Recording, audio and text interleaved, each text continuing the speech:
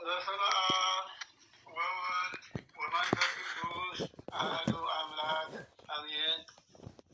እግዚአብሔር የሚወዳችሁና የሚያከብራችሁ የልዑል እግዚአብሔር ቤተሰቦች የእናታችን የቅድስት ድንግል ማርያም የእስራት የቃል ኪዳን ልጆች በኃያሉ በእግዚአብሔር ስም እንደምን ዋላችሁ? እንደምን ሰነበታችሁ? አምላካችን እግዚአብሔር በቸርነቱና በይቅርታው ጠብቆ እስከዚህ ሰዓት ያደረሰን አምላክ ለእርሱ ክብርና ምስጋና ይድረሰው፣ አሜን። እንደ እግዚአብሔር አምላካችን ፈቃድ ዛሬ የምንማርበት የትምህርታችን መነሻ አድርገን የምንመለከተው እግዚአብሔር ከእናንተ ምን ይፈልጋል? ይህንን ነው የምንመለከተው። እንግዲህ እንደምታውቁት እግዚአብሔር ለፍጥረቱ ሁሉን ያዘጋጃል እንጂ ለእርሱ የሚገባው አንድም ነገር እንደሌለ የታወቀ ነው። አሁን ይህንን ኃይለ ቃል ነቢዩ ሚክያስ የተናገረው ኃይለ ቃል ነውና እግዚአብሔር ከእናንተ ምን ይፈልጋል ይላል። ይህንን በትንቢተ ሚክያስ ምዕራፍ 6 ቁጥር 8 ላይ ስንመለከት የምናገኘው ኃይለ ቃል ነው የሚሆነው። እግዚአብሔር ከእናንተ ዘንድ የሚፈልገው ምንድን ነው ይልና ጥያቄ ይጠይቃል። እግዚአብሔር ከእኛ የሚፈልገው ነገር ምንድን ነው ሲል እንግዲህ እውነተኛ ፍርድን ታደርጉ ዘንድ አይደለምን? ምሕረትን፣ ቸርነትን፣ ይቅርታን ታደርጉ ዘንድ አይደለምን? ከአምላካችሁ ከእግዚአብሔር ጋር በትሕትና ትሄዱ ዘንድ በትሕትና በፍቅር ትኖሩ ዘንድ አይደለምን ይላል። እንግዲህ እግዚአብሔር ከእያንዳንዳችን የሚፈልገው ነገር ቢሆን ይሄ ነው። እግዚአብሔር ከእያንዳንዳችን ምን ይፈልጋል? እውነትን ይፈልጋል። እውነተኛ ፍርድን ይፈልጋል። እውነተኛ ፍቅርን ይፈልጋል። የዋህነትን ይፈልጋል። ቸርነትን ይፈልጋል። ንጽህናን ይፈልጋል። ቅድስናን ይፈልጋል። ይህም የሚሆንበት እግዚአብሔር እውነተኛ ስለሆነ፣ እርሱ ንጹሕና ቅዱስ ስለሆነ፣ እርሱ ታማኝ ስለሆነ ከእኛም ታማኝነትን፣ እምነትን ይፈልጋል። ስለዚህ እግዚአብሔር ከእኛ ቁስ ነገር አይፈልግም። እኛ ግን እግዚአብሔርን እንደ ሰው በገንዘብ የሚገዛ እየመሰለን በገንዘብ ልንገዛው የምንፈልገው ሰዎች ብዙ ነን። እግዚአብሔር በገንዘብ የማይገዛ አምላክ ነው። ከገንዘብ ከእኛ የሚፈልግ ቢሆንማ ታዲያ እርሱ ለምን ሰጭ ይሆን ነበረ? እርሱ ሰጥቶ እርሱ እየሰጠ እያለ ከእኛ ገንዘብ አይፈልግም። ከእያንዳንዳችን ምን ይፈልጋል? አሁን የተዘረዘሩትን እዚህ ዓለም ስንኖር በፍርድ ጊዜ እውነተኛ ፍርድን ለተበደለው፣ ለተገፋው እውነተኛውን ፍርድ እንድንፈርድ፣ እውነተኛውን ምስክርነት እንድንሰጥ፣ ለወንድማችን እውነተኛውን ፍቅር እንድንሰጥ እግዚአብሔር ቸር እንደሆነ እኛም እንደዚያ የቸርነትን ስራ እንድንሰራ፣ እግዚአብሔር ፍቅር ስለሆነ እኛም ለሁሉ ፍቅርን እንድንሰጥ፣ እግዚአብሔር መሐሪ እንደሆነ ሁሉ እኛም ለሁሉ መሐሪያን እንድንሆን፣ እግዚአብሔር ለሁሉ አዛኝ እንደሆነ ሁሉ እኛም ለሁሉ እንድናዝን፣ እግዚአብሔር ጨካኝ እንዳይደለ ሁሉ እኛም ጨካኞች እንዳንሆን፣ አመፀኛም እንዳልሆነ አመፀኛም እንዳንሆን ይህንን ከእኛ ይፈልጋል። በእያንዳንዱ ስራችን ሁሉ ታማኞች፣ ቅኖች፣ እውነተኞች የእግዚአብሔር ልጆች እንደ ነቢያት፣ እንደ ሐዋርያት፣ እንደ ጻድቃን፣ እንደ ሰማዕታት ሆነን እንድንገኝ ይፈልጋል። ለዚህ ነው እግዚአብሔር ከእናንተ ምን ይፈልጋል ሲል ነቢዩ ሚክያስ ሲናገር እግዚአብሔር ከእኛ የሚፈልገው ነገር እንግዲህ ወይም የጉልበት ስራ እንዲሰራለት ወይም ገንዘብ እንድንሰጠው አይደለም።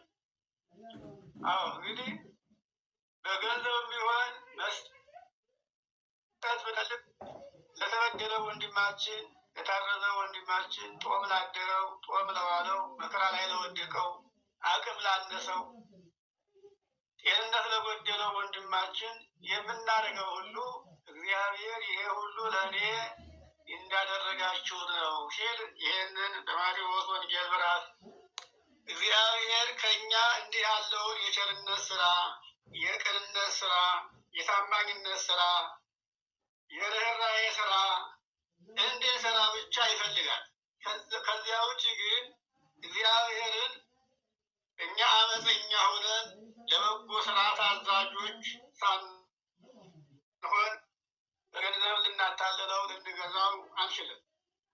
የማቴዎስ ወንጌል ምዕራፍ 25 ቁጥር 34 ላይ ነው ይህንን የምናገኘው። እንግዲህ ከቁጥር 34 ጀምረን ብራብ፣ ብጠማ፣ ብታረዝ፣ ብቸገር ይህን አድርጋችሁልኛል ሲል መቼ አይተንህ ሲሉት በእናንተ መካከል ለወደቁት ለታናናሾቹ ያደረጋችሁት ለእኔ ነው ብሎ በእርሱን እዚህ ላይ ያስቀምጣል። ይህንን እንግዲህ ማቴዎስ 25 ከቁጥር 34 ጀምሮ ስንመለከት የምናገኘው ኃይለ ቃል ነው። ለማብራራት ከተፈለገ በኋላ ተመልሰን እናየዋለን። እና እንግዲህ እግዚአብሔር ከእናንተ ምን ይፈልጋል ሲል አሁን ያለንበትን ጊዜና ሰዓቱን ስንዋጀው ስንቃኘው ሰው ሁሉ ለእግዚአብሔር የሚገባውን እያደረገ ነው ወይ ስንል፣ አዎ የሚያደርጉ አሉ። ይህም መቼም አይካድም። ግን የሚያደርጉት ፍቅር ሳይኖራቸው፣ እምነቱ ሳይኖራቸው፣ ደግነቱ ሳይኖራቸው በተጨበረበረ ገንዘብ፣ በተሰረቀ ገንዘብ፣ በተቀማ ገንዘብ እግዚአብሔርን ሊያታልሉት ይፈልጋሉ። እንዲህ ያለውን አድራጎት እግዚአብሔር አይቀበለውም። እግዚአብሔር ለእጃችንን ወደ እሱ ለመዘርጋት ከማሰባችን በፊት ምን ይፈልጋል የተባለ እንደሆነ ንጽህናን ይፈልጋል፣ እውነትን ይፈልጋል፣ ቅድስናን ይፈልጋል፣ ታማኝነትን ይፈልጋል። ከዚህ የቀረበለትን ገንዘብ መስዋዕት ይቀበላል። ሰው በኃጢአት ላይ ወድቆ ለእግዚአብሔር መስዋዕት ተሰዋለሁ ብሎ ቢያስብ የእግዚአብሔርን መፈታተን ነው። እግዚአብሔርንም እንደ መናቅ ነው። አያችሁት? ሰው እንኳ ሰውን ሲንቅ የሚሰራውን ታውቃላችሁ። ሰውንም ሲያከብር የሚሰራውን ስራ ታውቃላችሁ። ሰው ሰውን ሲያከብር ከሰውነቱ ጀምሮ እስከ ልብሱ ድረስ ንጽህናውን ጠብቆ ይገኛል። ለምንድን ነው? ሰውየውን ሲያከብር ነው። የተናቀ ሰው ከሆነ ግን አሁን እንግዲህ ጭቃ ውስጥ ሆኖ ያልታጠበ ልብስ ለብሶ እንደ ሰራተኛ መስሎ ይታየዋል። እንግዲህ ሰው ሰውን እንኳ ሲያከብር በልብስም በንጽህናም ራሱን ጠብቆ ነው ሰውን የሚቀበለው። እግዚአብሔርማ ታዲያ እግዚአብሔርማ ስንቀበል ንጹሕ ነው፣ ቅዱስ ነው፣ ክቡር ነው። ስለዚህ እግዚአብሔርን ደስ ለማሰኘት ከእያንዳንዳችን ምን ይፈልጋል? መጀመሪያ እውነት ይፈልጋል። በምንችለው ስራ ሁሉ ድሃ ተበደለ፣ እህት ጎደለ፣ ድሃ ተቸገረ፣ ጦም አደረ፣ ተራቆተ፣ ታመመ፣ ታሰረ፣ ተሰደደ ብለን በገጠመው ችግር ሁሉ ያንን ሰው እግዚአብሔርን ሆነን ልንደርስለትና ልንረዳ ያስፈልጋል። እግዚአብሔር የሁሉ ስለሆነ እግዚአብሔር መቼም ከገንዘብ ጀምሮ የሚሰጠው ስጦታ ሁሉ አድርጉልኝ፣ አድርሱልኝ፣ ስጡልኝ ነው። ባለጠጎችን ባለጠጋ ያደረጋቸው ብቻቸውን እንዲበሉ ሳይሆን አድርሱልኝ ነው፣ ስጡልኝ ነው፣ አብሉልኝ፣ አልብሱልኝ፣ አጉርሱልኝ ነው። መምህራኑን ደግሞ ሊቃውንቱን ሊቅ ያደርጋቸው ጥበብ የእሱ ነው፣ እውቀት የእሱ ነው፣ ሰጪው እሱ ነው። ይህንን እውቀት ይህንን ጥበብ እናንተ ተቀብላችሁ አዎ ለወንድሞቻችሁ አስተምሩልኝ፣ ምከሩልኝ፣ እውነቱን አስታውቋቸው ነው። ይህንንም በማቴዎስ ወንጌል ምዕራፍ 25 ላይ ያለውን ኃይለ ቃል ስንመለከት እንዲህ ይላል። እነዚህ ሶስቱ መምህራኖች አንዱ ገብረ ሐካይ ነው።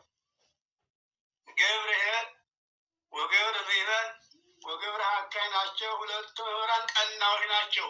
እውነተኛውን ትምህርት ከእግዚአብሔር ተምረው በእግዚአብሔር ትእዛዝ መሰረት ዓለምን ዙረው ሰውን ሳይፈሩ ሳያፍሩ እውነቱን የመሰከሩ እውነተኞች መምህራን ተብለዋል።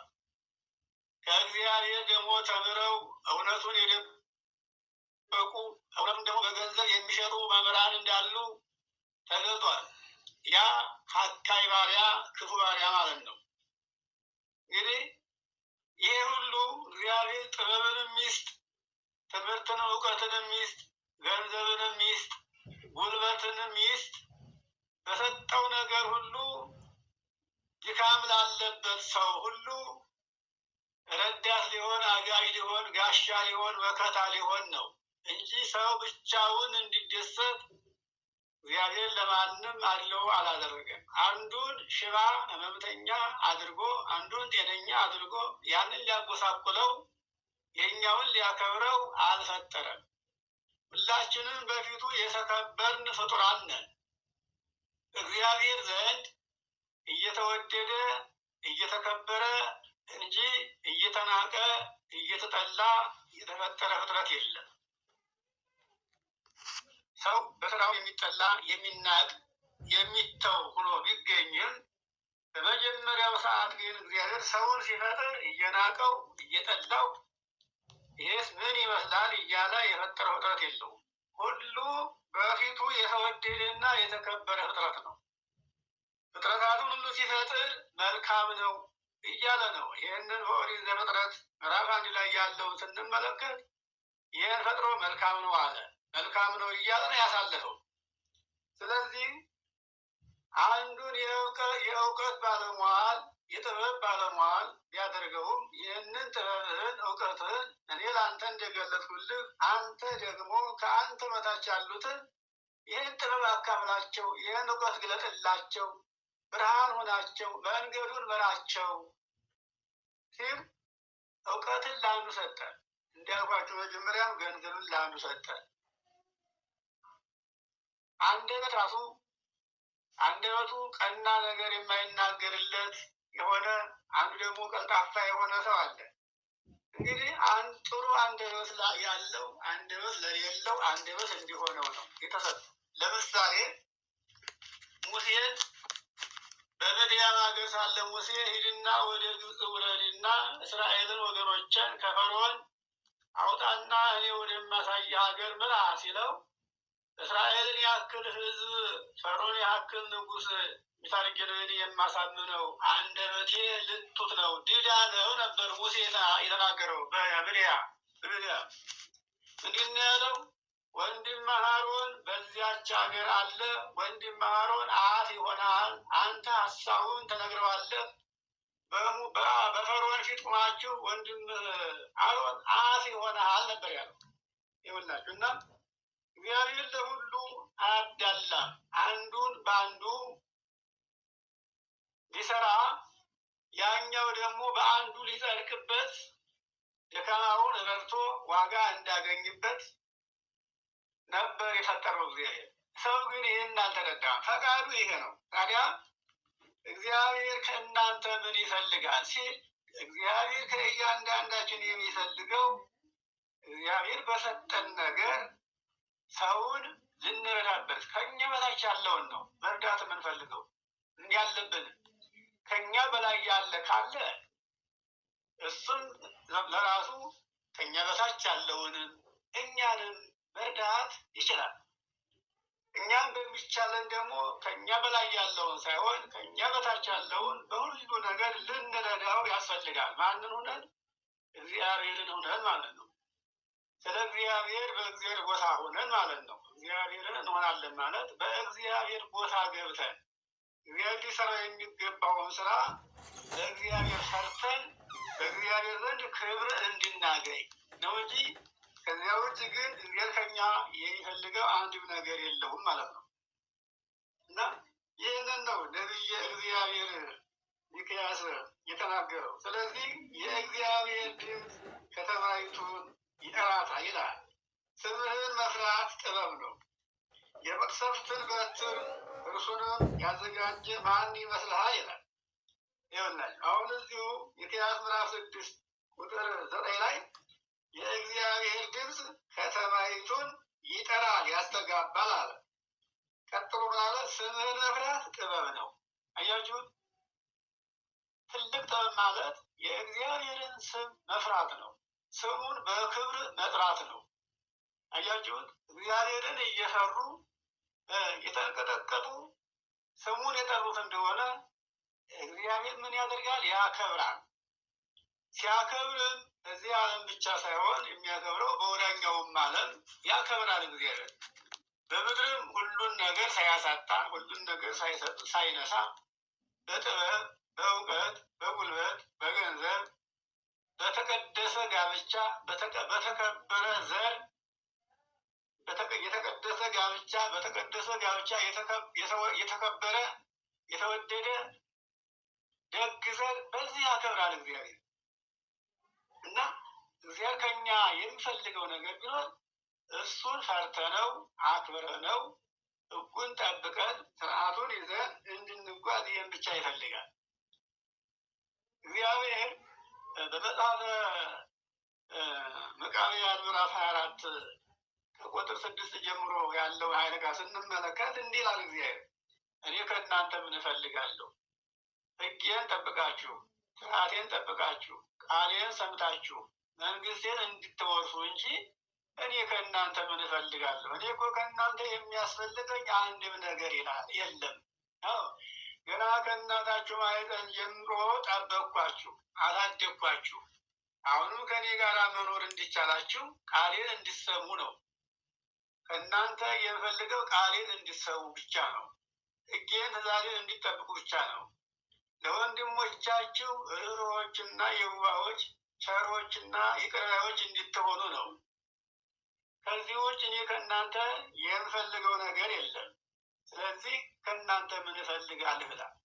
አሁንም እግዚአብሔር ከሰው ልጅ የሚፈልገው ነገር ቢሆን ባለጠጋ ነውና ባለጠጋው ለእግዚአብሔር ያለውን ከብልጽግናው እንዲያካፍለው አይፈልግም። ከብልጽግናው እንዲያካፍለው የሚያስፈልገው ነገር ቢኖር መጀመሪያ ሰውየው ንጹሕ መሆን አለበት፣ ቅዱስ መሆን አለበት፣ እምነት ያለው መሆን አለበት። እምነት ሳይኖረው እምነቱ ሳይኖር ምጽዋቱ ሆነ ጾሙ ሆነ ጸሎቱ ሆነ ሁሉ ከንቱ ነው። እግዚአብሔር የአመፀኛውን ገንዘብ በኃጢአት የወደቀውን ሰው ገንዘብ እምነት የሌለውን ሰው ገንዘብ ፍቅር የሌለውን ሰው ገንዘቡን አይፈልግም። የሚፈልገውን ነው፣ ሰውየውን ነው የሚፈልገው። ስለዚህ ሰውየው መጀመሪያ ለእግዚአብሔር የሚወደድ ጣፋጭ ያለው መዓዛው የሰመረ ዕጣን ሊሆን ይገባዋል። ምኑ ሰውየው እግዚአብሔር ዕጣንን በምኑ ነው የሚወደው? በመዓዛው ነው። በመዓዛው ዕጣን መዓዛው ልዩ ስለሆነ ዕጣን ለእግዚአብሔር ይሰዋል። ስለዚህ ሰው ደግሞ እንደ ዕጣን ጣፋጭ የሆነ መዓዛ ያለው መስዋዕት ሆኖ ለእግዚአብሔር መቅረብ ይገባዋል። እግዚአብሔር ይህንን ነው ከሰው የሚፈልገው እና ይህንን ነው እንግዲህ ነቢየ እግዚአብሔር ሚክያስ የተናገረው። እግዚአብሔርስ በሺህ አውራ በጎች ወይስ በእልፍ የዘይት ፈሳሾች ደስ ይለው ይመስልሃልን? ይላል እዚሁ ላይ ቁጥር 7 ላይ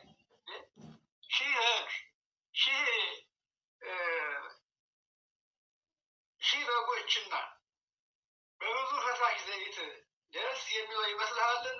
ወይስ የበኩር ልጅህን ስለ በደሌ የሆዴንም ፍሬ ስለ ነፍሴ ኃጢአት እሰጣለሁ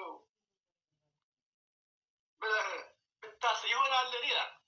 አያችሁ፣ በጎችህን ንብረቶችህን መስዋዕት ብታደርግ ልጅህን ብትሰዋለት ራስህ እንኳን አንተ መስዋዕት ሆነ ብትቀር አይቀበልም፣ አይወድልህም። የሚወድልህ የልቦናን መስዋዕት ብቻ ነው። ልቦናን ለአምላክ እንድታስገዛ ብቻ ነው። የመጀመሪያውን ሰው አቤልን ብትመለከት ማንም ሰው አላስተማረውም። እግዚአብሔር ንጹሕ ነውና ንጹሕ ባህሪ ነውና ንጹሕ መስዋዕት ይወዳል ብሎ ንጹሕ መስዋዕት ቢያቀርብለት እግዚአብሔር መስዋዕቱን ተቀበለለት። ስለዚህ አሁንም አመፀኛና በደለኛ ሆነህ ያልተገባ መስዋዕት ለእግዚአብሔር ብታቀርብ ይልቁንም እግዚአብሔር ተዘባበተብኝ ብሎ ዕዳህን ፍዳህን ያበዛዋል እንጂ አይቀበልም ነው። አሁን እንግዲህ ዓለምን ይኸው እንግዲህ ብዙ አመፀኛ ነው። እግዚአብሔርን የሚያውቅ የለም። ደግሞ እግዚአብሔርን አውቃለሁኝ የሚልም አለ። በዛ ላይ ገንዘቡ ከየት እንደመጣ ሳይታወቅ የአመፀኛ ገንዘብ ለእግዚአብሔር መስዋዕት ሊያደርግ ይፈልጋል። ያ ሁሉ እግዚአብሔር ምን ብሎታል? እንደዚህ አመፅ የበዛበትን መስዋዕት ብታቀርብልኝ የእሪያ ስጋና የውሻ ስጋ እንዳቀረብክልኝ ቁጠራው ነው የሚለው እና ይህ ከእናንተ ምን ይፈልጋል ሲባል ምን ይፈልጋል? ንጹሕ ልቡና ይፈልጋል። ንጹሕ ሰውነትን ይፈልጋል። ንጹሕ የሆነ እምነትን ይፈልጋል። አዎ ዛሬ እምነት ብዙ ነገር ተቀላቅሎበታል። በአንድ እምነት ላይ ጸንተን መኖር አልቻልንም። ዛሬ አንዱን ነገ አንዱን እያቀላቀልን በሁሉም እንደነቃለን። እውነተኛው የቱ ነው ብለን እውነተኛ ነው ብለን በአንዱ ላይ ጸንተን ለመኖር ብዙዎቻችን ታክቶናል፣ ደክሞናል እና ሁላችን በዚያው ላይ ያለ ትውልድ ሁሉ አብዛኛውን የጥርጥር ሰው ሆኗል። ከሚገባው ስራ ይልቅ የማይገባው ስራ እየሰራ እናገኘዋለን። ይገርማቸዋል። ሰው ይሄን ያህል ነው የደከመው እና እንግዲህ ዋናው ነገር ምንድን ነው?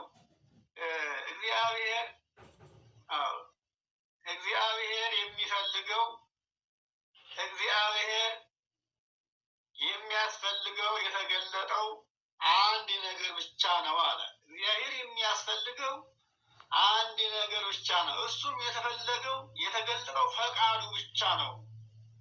ፈቃዱን እንደሚወደው ሆነ መገኘት ብቻ ነው የሚል ያለ እና የእግዚአብሔር ፈቃድ እግዚአብሔር ሳይገደድ ሁሉን እሱ እንደፈቀደ እንደወደደ ማድረግ የሚቻለው አምላክ ነው። ሁሉን እንደወደደ ያደርጋል። ይገርማቸዋል። ሁሉን እንደወደደ የሚያደርግ አምላክ ሆኖ ሳለ ለእኛ ግን የተሰጠ ሕግ የተሰጠ ትእዛዝ አለ። ትእዛዙም ሕጉም ሰው እግዚአብሔርን ደስ በሚያሰኝ መንገድ ይመላለስ ዘንድ ነው። በዚህ ዓለም ስትኖር ስትመላለስ በማንኛውም ስራ ሁሉ እግዚአብሔር የሚደሰትብህ ይሁን እንጂ እግዚአብሔር የሚያዝንብህን ስራ ይዘህ አትንቀሳቀስ ነው። እንግዲህ አሁን ሁላችን በእውነት እግዚአብሔርን ደስ የሚያሰኝ ስራ ይዘን ነው ወይ የምንንቀሳቀሰው ብንል፣ አዎ አንዳንድ ሰዎች ሊኖሩ ይችላሉ። ግን ሁላችን አይደለንም። ሁላችን አመፀኞች ነን። እግዚአብሔር የሚያዝንብን ነን። ጀርባውን የሰጠን ሰዎች ነን ብዙዎቻችን። ይኸውላችሁ ሰው እግዚአብሔርን ደስ በሚያሰኝ መንገድ ሊመላለስ ይገባዋል። እግዚአብሔር ፈቃዱን ለሰው ሁሉ በሕጉ ገልጧል። ይህም ፈቃዱ ሕጉ ነው፣ ትእዛዙ ነው። ሌላ ፈቃድ የለውም። ፈቃዱን እግዚአብሔር ደስ የሚያሰኘውን ነገር ለመስራት አንዱ ሕጉ ትእዛዙ ነው። ሰው የእግዚአብሔርን ሕጉን ትእዛዙን ጠብቆ ሲኖር ከዚህ በላይ ለእግዚአብሔር የሚያስፈልገው ነገር የለም። ሰው የእግዚአብሔርን ሕጉን ሲጠብቅ ትእዛዙን ሲያከብር ቃሉን ሲሰማ ያን ጊዜ ኃጢአትን ሰርቶ አይያዝም። ኃጢአትን ሲሰራ አይታይም። በፍዳም ሊመረመር ለፍዳ አይያዝም። ይኸውላችሁ ሰው ኃጢአት ሊሰራ የሚፈልገው የእግዚአብሔርን ሕግ ሲንቅ ነው። የእግዚአብሔርን ትእዛዝ ሲዘነጋ ነው። የእግዚአብሔርንም ቃል ለመስማት ችላ ሲል ነው። ቃሉንም ሰምቶ ሕጉንም ትእዛዙንም አውቆ ችላ ብሎ ዕዳ በደል የሚሆንበትን ዕዳ የሚያመጣበትን ስራ ሲሰራ ያን ጊዜ ከእግዚአብሔር ጋር የሚጣላበት ሰዓት ነው ይላል። ይገርማችኋል። እንግዲህ ሕጉ ይሄ ነው እና ሕጉ እግዚአብሔር ፈቃዱን ከሚገልጥባቸው መንገዶች አንዱ ሕጉና ትእዛዙ ናቸው። ቃሌን ስሙ ነው። ሰው የእግዚአብሔርን ቃል መስማት ችላ ሲል ከፈጣሪው ሕግ እየወጣ የፈጣሪውን ትእዛዝ ችላ እያለ ነው ይላል። ስለዚህ ከዚህ ብለው በተጨማሪ እግዚአብሔር ዓላማውን የሚያራምድበት አለ ዓላማውን የሚፈጽምበት አንድ የተሰወረ ፈቃድ አለው። ሰው ሊያውቀው የማይችለው ሰው ሊያውቀው ሊረዳው የማይችለው ዓላማውን ፈቃዱን የሚሰራበት የሚያከናውንበት የተሰወረ ፈቃድ አለው ይላል። ይህንንም የተሰወረ ፈቃድ ኦሪት ዘዳግም ምዕራፍ 29 ቁጥር 29 ላይ ስንመለከት የምናገኘው ኃይለ ቃል የሚሆነው ይገርማቸዋል።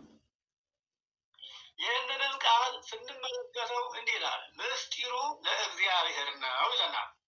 ተመልከቱትማ ኦሪት ዘዳግም ምዕራፍ 29 ቁጥር 29 ላይ ምስጢሩ አለ ለእግዚአብሔር ነው አለ። ለእኛና ለልጆቻችን እስከ ዓለም ፍጻሜ ድረስ የታዘዘው ግን በዚህ ቅዱስ መጽሐፍ ላይ የተጠቀመውን እንድንፈጽም ብቻ ነው። ይገርማችኋል።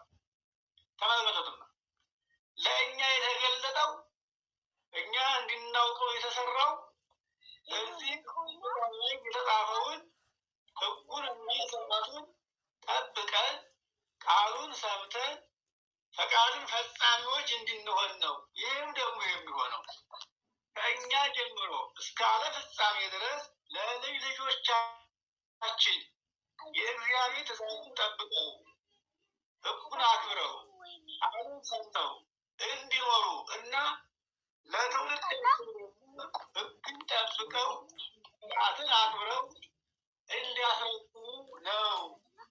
ለእኛ የተሰጠው ትእዛዙ ይሄ ነው። እያችሁ ለእኛ የተሰጠው የተፈቀደው ይሄ ነው። ምስጢሩ ግን እግዚአብሔር ነው። እንግዲህ እግዚአብሔር የሚያውቀውን መላእክት አያውቁትም። እንግዲህ እንኳን እኛ ልናውቀው ይቅር ለመላእክት እንኳን ያልተገለጠ ምስጢር አለ። ለእኛ ለፍጡራን የተገለጠ ምስጢር አለ። የተገለጠውን እናውቅ ግን እዚህ ላይ ተጽፎልናል። ኦሪት ዘዳግም ምዕራፍ 29 ቁጥር 29 ላይ የሚረብሽ ድምፅ ስላለ እዚህ ላይ ይበቃናል። ያው የተነሳንበትን የትምህርታችን መነሻ ሚክያስ 6 ቁጥር 8 ላይ የእግዚአብሔር ፈቃዱ ምንድን ነው በሚል ነው የተነሳ ነው። ለጊዜው እሱን ተመልከቱት። ደግሞ ነፃነት ስናገኝ ወደፊት እንቀጥላለን። እንዳሁኑ ይበቃናል። ድምፅ አላሰማንም። የሚረብሽ ድምፅ አለ። ይበቃናል። ይቆየ